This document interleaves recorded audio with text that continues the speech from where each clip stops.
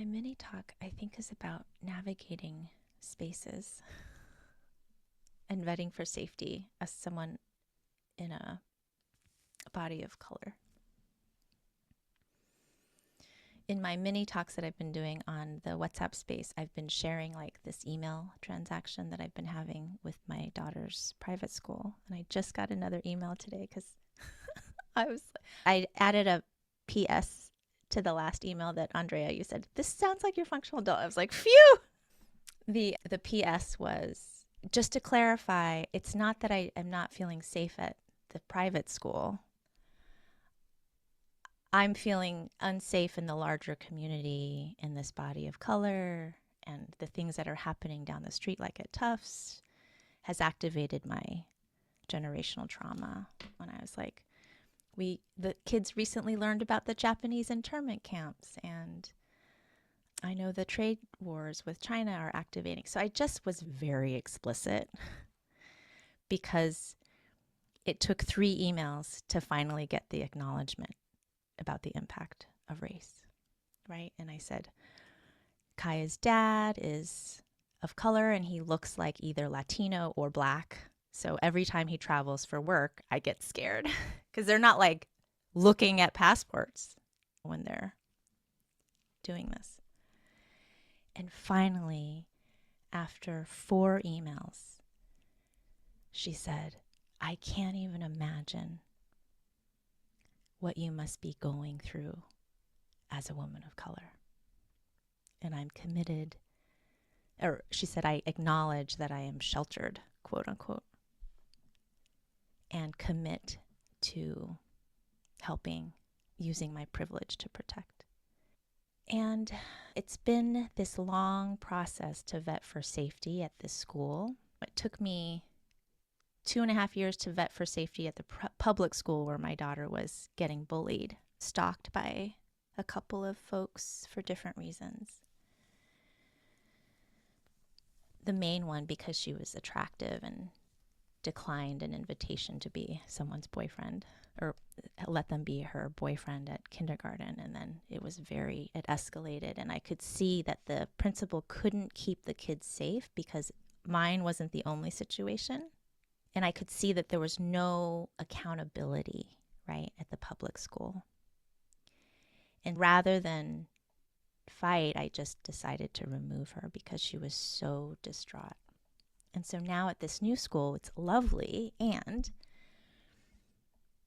it's a different kind of bias that I've been dealing with. It's a very hidden, very, for me, scary sense of white supremacy because it's so insidious. A lot of it has to do with class privilege and like understanding and reading between the lines around, I believe this is a very Zionist school.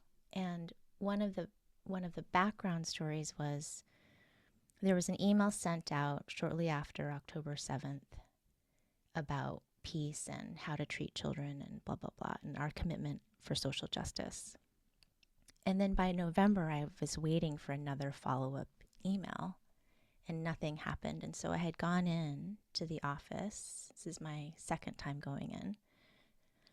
And was like, I just want to talk about the thinking around it. And I would really appreciate if there was some kind of acknowledgement about what is happening in the larger community, because we have Muslim families and families from the Middle East here too. I just want to make sure that everyone feels welcome and held. And I was crying at some points. And it was this like, thank you for sharing. And it didn't really land fully. And I had given my books and I had talked about the people that I'm meeting all over the world. And the principal, bless her heart, was like, you meet people all over the world? I'm like, yeah, I've been a clinician for 20 years. Oh. And then I was telling her about my credentials, and I'm totally happy to talk about boundaries. I had offered this last year because there was some issues. And like just trying to exude expertise without being a bossy woman, right? It's this interesting dance, right? I spent like 45 minutes talking about dynamics and blah, blah, blah that I saw. At the end of it, so we had the principal and the counselor there. At the end of it, she turns to the counselor and was like, do you know what my favorite thing about Judy is? Her email is Hootie Jew. Isn't that funny? I remember that always. And it's zooming out, right? I don't take any of this personally. My teenager does. She gets very pissed. But my functional adult is just vetting for not safety, like these are bad people. I'm vetting for openness for transformation and collaboration. And I'm pretty patient because I understand how slow change can be.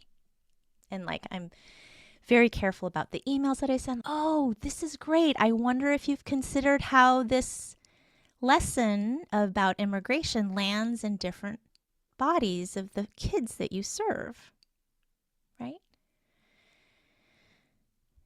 Or how are you going to, so there was recently a presentation by a Holocaust survivor on Wednesday, and it was very intense. It was so amazing, and I'm so glad he shared. He talked about not only the Holocaust, but he also talked about the other Holocausts that were happening. He did not mention the one in Palestine, but he did mention the other one. So there was some, but he was so triggered.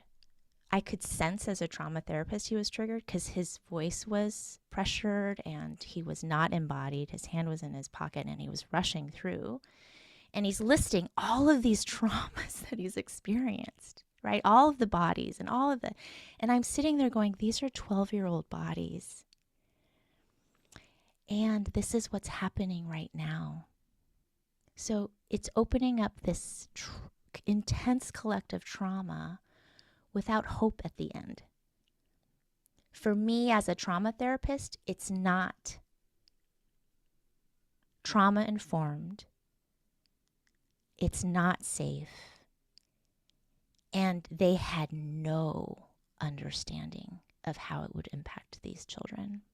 And so I sent an email and I was like, this is such a great opportunity. And I'm wondering, I notice how, and I've done a lot of my own healing, and I'm a therapist of 20 years, and I work with people all over the world, and they're adults. And here are the symptoms to look for.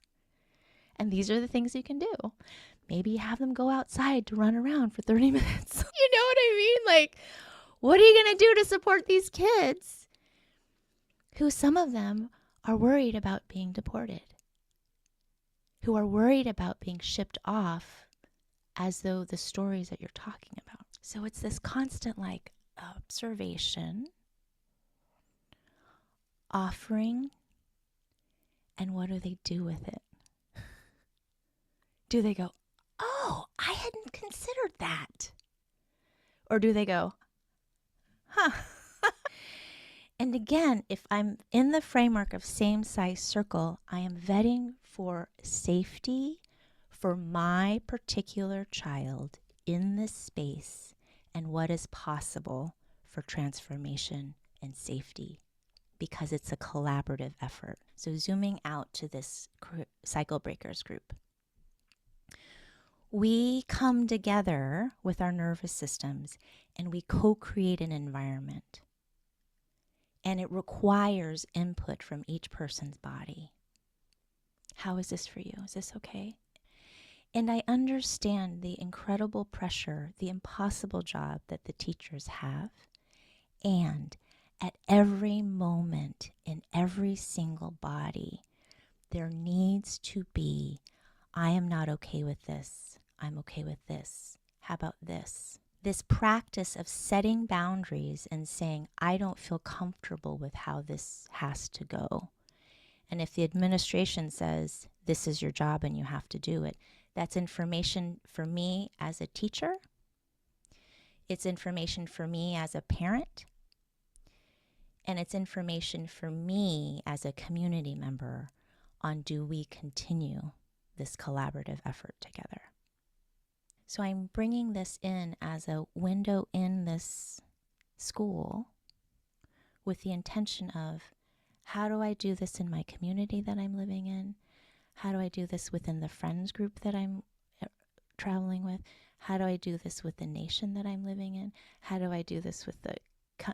So what I'm trying to do is identify the process of vetting. You make an ask, you wait for data, and then it informs your next boundary. You don't shrink the circle size of the human being that you're dealing with, but you either open up a little bit more, become more porous, right? If it's safer, or you become more rigid. And then at some point, you might withdraw. Okay? If it's not tenable, or if there's the transformation or collaboration is not possible. And within this all is understanding, do I need access to this resource? Because let us not be naive. If I need access to this resource, I am going to nod and smile while I have a very rigid boundary and protect my child who's going to go there or not. Right? Because I need to be strategic. If I have no control over the system or environment that I'm in, I have 100% control over my boundary, how I communicate, and what information I share strategically. They invited us to apply for financial aid again, with kind of this assumption if we applied, they would let us stay, which is very generous if that were the case, and there's a cost. There is no right answer to anything, right? We've talked about this. There is no one right way. There is no mistake. There is a decision, and you get behind it, and you get the data, and it informs your next decision, or your next boundary, or your next move. But this is not a one way is the right way situation. Okay, that is the end of my mini talk. Let us all sip or take a nibble. So the sips or the nibbles create a little bit of space because we're just digesting things together.